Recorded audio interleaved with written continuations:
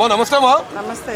ఏందమ్మా కవిత గారు 10 ఏళ్ళేమో టీఆర్ఎస్ లో ఉండారు, బీఆర్ఎస్ లో ఉండారు. ఇప్పుడు బయటకు వచ్చి పార్టీ ఫండ్ 1400 కోట్లు ఉంది, జనానికి అమరవీరులకు ఒక్కొక్క కోటి అన్న ఇవ్వచ్చు అని విమర్శలు చేస్తుంది. ఏంది ఎంత మటుకు కరెక్ట్ అంటారు, ఏందంటారు? తెలంగాణ బిడ్డకు ఒక మాట చెప్పాలా? తెలంగాణ ఎందుకంటే ఇన్ని సంవత్సరాలు 10 ఏళ్ళ బట్టి ఆమె ఉన్నది కదా, మరి ఇదే మాట అప్పుడు చెప్పొచ్చు కదా. అంటే ఇప్పుడు వాళ్ళకు పడక బయటికి కక్కుతానవా? అదేందో నీకు నిజంగానే ప్రజల మీద ప్రేమ అన్నీ ఉంటే తలొక కోటి ఇవ్వని అప్పుడే చెప్పినట్టుంటే వాళ్ళ నాయనకు మీకు ఐక్యత మంచిగా ఉన్నారు కదా మీరిద్దరు, అప్పుడే చెప్తే అయిపోతుంది. మా నాయన కాడ ఇన్ని కోట్లు ఉన్నాయి, ఈ నాయన మరి మనకే మంచి పేరు వస్తుంది కదా, ఇంకా ప్రజలు మనకయ్యే ఉంటారు కదా అని మరి అప్పుడెందుకు చెప్పలేదు? అంటే ఇప్పుడు మీకు పడకుండా బయటకు వచ్చి ఇంతుంది, మా నాయన కాడ అంతుంది అంటే మరి నీ కాడ ఎంతుంది? నువ్వు కూడా సంపాదించుకున్నావుగా. నేను ఆయన పేరు చెప్పి ఇప్పుడు చెట్టు నమ్ముకొని కాయలు ఎన్నో సంపాదించుకున్నావు, అది ఎవరిని విమర్శించటం లేదు. కానీ ఒకటే నేను అనేది, తల్లి పాలు తాగి తండ్రి గుండెల్లో తన్నొద్దు. ఒక్క మాట చెప్పాలంటే అవునా కాదా? ఎందుకంటే రేపు మీరు మీ నాయన ఏదన్నా ఎవరేదైనా ఒకటే గుర్తుంచుకోవాలి. వాళ్ళు ఒకటి కాకుంటుంటారా? ఇవాళ నీ నాయన గురించి నీ అన్న గురించి నువ్వు బయట ఇన్ని కోట్లు ఉన్నాయి అన్ని కోట్లు ఉన్నావు అంటే ఇదే మాట మరి అంతకుముందు చెప్తే నిన్ను ప్రజలు మెచ్చుకుంటోలే కదా. ఇప్పుడు చెప్పినావు, ఎవరు మెచ్చుకుంటారు నేను? అంటే ఇలా చెప్తా అంటే నాకు బాగా ప్రజలు నాకై వంగుతారనా, నాకు ఓట్లేస్తారనా, నన్ను ముఖ్యమంత్రిని చేయాలని నీ ఆలోచనలా? నువ్వు ముఖ్యమంత్రి కావాలంటే ఇంకా చాలా అనుభవాలు చాలా ఉండాలి. నేను ఆయన కాడ నేర్చుకున్నాయి, అది మాత్రం మర్చిపోకు నువ్వు. ఎందుకంటే తల్లి పాలు తాగి తల్లి గుండెలనే దానినావు. ఎందుకంటే ఆయన పెద్ద తలకాయ కదా ఒక్క మాట చెప్పాలంటే. ఎందుకంటే ఆయన కాడ నేర్చుకున్న ఇదే కదా, ఈమె సొంతంగా నేర్చుకొని బయటకు వచ్చి ఏదో మీకు పడక మరి ఇన్ని సంవత్సరాలు బట్టి చెప్తే బాగుంటుంది. ఆ కోట్లు ఏందో ఈమె తెచ్చి ఇవని రాదు. మరి ఈమెకు కూడా హక్కు ఉందిగా ఆ ఇంటి బిడ్డగా. ఇప్పుడు కేసీఆర్ బిడ్డ అంటారు కదా, మీ భర్త పేరు కూడా అక్కడ నామం రావట్లేదు. అక్కడ కేసీఆర్ బిడ్డగానే తిరుగుతున్నావు, ఏదేదో చేస్తున్నావు. నేను ఇలాంటి పుకాళ్ళు ఎన్ని చేసినా నేను ఆయననే కానీ ఎవరినే కానీ హరీష్ రావునే నువ్వేం చేయలేవని నువ్వు గుర్తుంచుకో. నువ్వు ఎప్పటికీ రాలేవు. ఎందుకు రాలేనంటే వయసులో నాకు అనుభవం.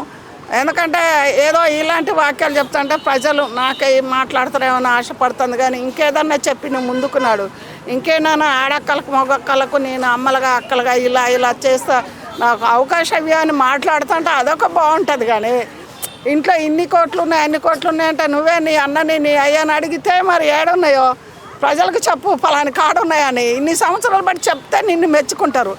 ఇప్పుడు పడనప్పుడు చెప్తావా? అంటే ఇన్ని సంవత్సరాలు బట్టి అటు ఉంటే మీరే పంచుకుంటారు కదా. ఉన్నాయో లేవో మనకు కరెక్ట్గా తెలియదు. నేను కాకపోతే అడుగుతున్నా అంతే. అంటే ఇప్పుడు పార్టీ పండు చెప్పింది, మరి ఈమె ఎంత సంపాదించిందో ఏందనేది ఈమె కూడా చెప్పాలని కొంతమంది విమర్శలు చేస్తున్నారు. అది నేనే అడుగుతున్నా. మరి ఈమె కూడా ఇన్ని 10 ఏళ్ళు 12 ఏళ్ళు అంతకుముందు కూడా జాగ్రత్త ఏదేదో ఉన్నావు. మరి అసలు ఇప్పుడు పార్టీ పెట్టి చేస్తాను, ఆ డబ్బంతా ఎక్కడిది? అదొకటి ప్రజలు గమనిస్తే బాగుంటుంది అనుకుంటున్నా. ఎందుకంటే ఆ డబ్బంతా ఎక్కడిది? నువ్వు ఏ నుంచి తెచ్చినావు? నువ్వు నీ భర్త కాంచా ఎక్కడి నుంచి తెచ్చినావో అది కూడా నేను ఈ నుంచి ఇట్లా సంపాదించినని చెప్పు, ఒక మాట బాగుంటుంది. మరి అన్నీ నీ అయ్య కాంచా అన్నీ పక్కన మూట పెట్టుకొని ఇలా నిలబడి చేస్తాను అంటే డబ్బులు లేనిది ఎవరు చేయరు కదా. ఇప్పుడు మీలాంటి వాళ్ళు మాలాంటి వాళ్ళు పోయి చేస్తామా? మరి నీ అయ్య కాంచి అంత మూట సంపాదించుకున్నావు, నువ్వు కూడా సంపాదించుకున్నావుగా. అది ఏదైనా ప్రజల సొమ్ము, ఇది నేను పక్కా చెప్తున్నా, ఇది ప్రజల సొమ్ము.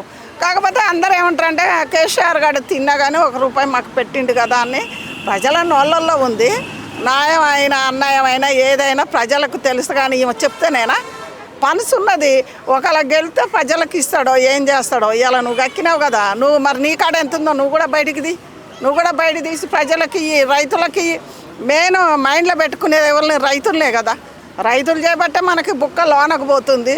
అదొకటి ప్రజలు గమనించాలి. ఓటు వేసినా వేయకున్నా ఎవరైతే మాకు బాగుంటుంది, ఎవరైతే మాకు ఈ పల్లెటూరే కానీ ప్రతి ఒక్కళ్ళకు మంచి జరుగుద్ది అన్నదే ఒక్కటే మైండ్లో పెట్టుకొని ప్రజలు అప్పటోళ్ళు చదువుకోలేదు కదా, ఇప్పుడు అందరూ చదువుకున్న బిడ్డలే ఆలోచించి ఓటేయాలా, ముందడిగేయాలా.